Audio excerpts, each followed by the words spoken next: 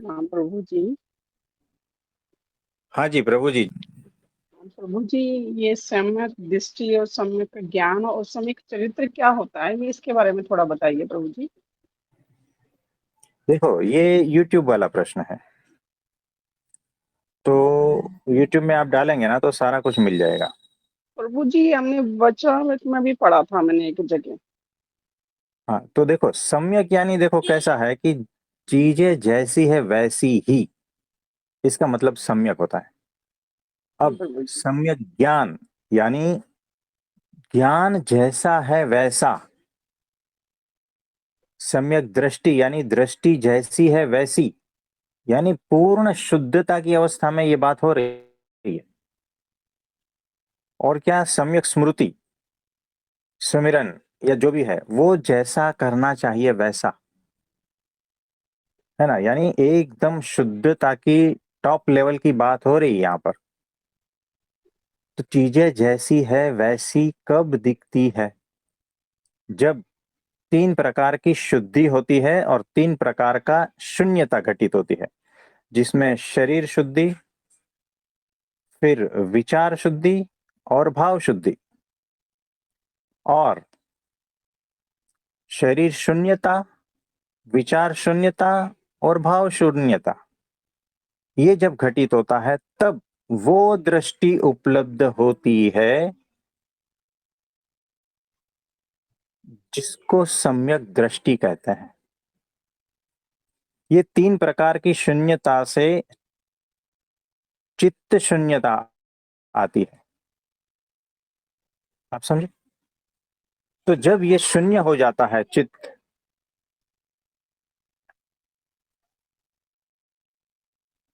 तब वो दृष्टि प्राप्त होती है जो सही सही मायने में देखने लायक होती है। उसको सम्यक दृष्टि कहते हैं। वो दृष्टि प्राप्त होती है जहां पर आपको पेड़ दिखता है, लेकिन उस पेड़ के पीछे जो है प्राण, वो भी दिखता है।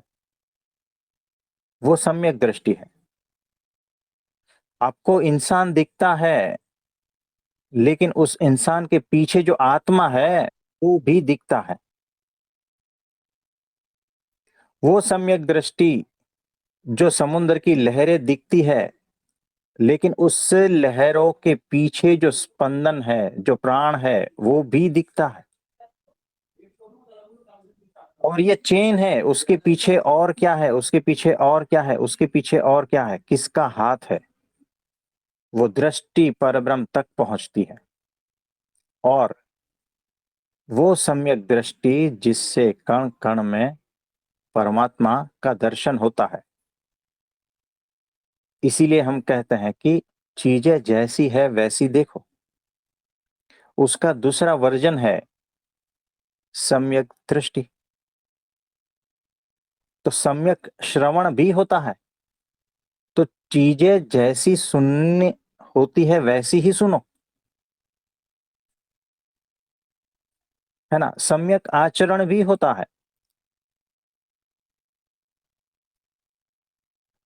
सम्यक थिंकिंग, सोचना भी होता है। सम्यक भाव भी होता है। बहुत सारा कुछ है। सम्यक चीजें जैसी है वैसी मतलब 100% प्योर, यानी कोई भी दोष रहितता। उस अवस्था में बिल्कुल भी कोई दोष नहीं है, वैसी अवस्था। आप समझे?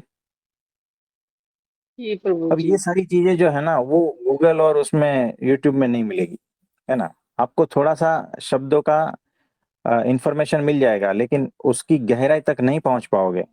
और ये सारी जो बातें हैं ना, हम वो ब्रह्म सिद्ध आत्मज्ञान में कहते हैं, है ना। तो उसका हल्का सा ये रूपरेखा दे दिया है, लेकिन उसकी जो अनुभूति है वो हम ब्रह्म सिद्ध आत्मज्ञान में कराते हैं। ठीक है। जी प्रभु जी। प्रभु जी, एक प्रश्न और मैं पूछूं? हाँ जी, बोलिए। प्रभु जी, जब आपको देखकर किसी को भी रोना आता है, या मतलब बात नहीं कह पाता, तो वो क्या है? देखो कैसा है कि अब तक किसी ने भी अपने स्वरूप को नहीं जाना है, न पहचाना है, न देखा। हम आपका ही स्वरूप है, और जिस दिन उस स्वरूप को आप देखते हो ना, तब रोना आता है, तब विचार शून्य हो जाते हैं, तब भाव शून्य हो जाते हैं, और भावातीत दशा में आप स्थित हो जाते हो। तब अपने से पहली बार मुलाकात होती है। उस मुलाकात में से ही ये रोना आता है, क्योंकि आप स्वयं को किस तरह से देखोगे, और बहुत लंबी चौड़ी प्रक्रिया है। इसीलिए आपका जो स्वरूप है वही हम है, और वो आपके सामने है। इसीलिए रोना आता है, इसीलिए कोई शून्यता में चला जाता है हमें देखकर। इसीलिए हमें देखकर किसी की कुंडलिनी जागृत हो जाती है। कभी कभी हमें देखकर अवाक हो जाते हैं, आश्चर्य में चले जाते हैं। कोई कोई हमें देखकर उसके शरीर में कंपन होने लगता है, झटके लगने लगते हैं। किसी किसी को हमें देखकर समाधि अवस्था सहज रूप से घटित हो जाती है। किसी को हमें देखकर आत्म साक्षात्कार हो जाता है। किसी किसी को हमें देखकर वो परमात्मा में लीन हो जाता है, भले ही कुछ क्षणों के लिए, लेकिन खुद की अनुभूति होती है, परमात्मा की अनुभूति होती है। और ये सारा का सारा हमारे गुरु जी की वजह से होता है। आप समझे? जी प्रभु जी। तो ये बात है। और कुछ धन्यवाद पूछना चाहते प्रभु हैं? जी। नहीं प्रभु जी, धन्यवाद, आपका बहुत बहुत धन्यवाद। हाँ हाँ जी, हाँ जी, नमस्ते।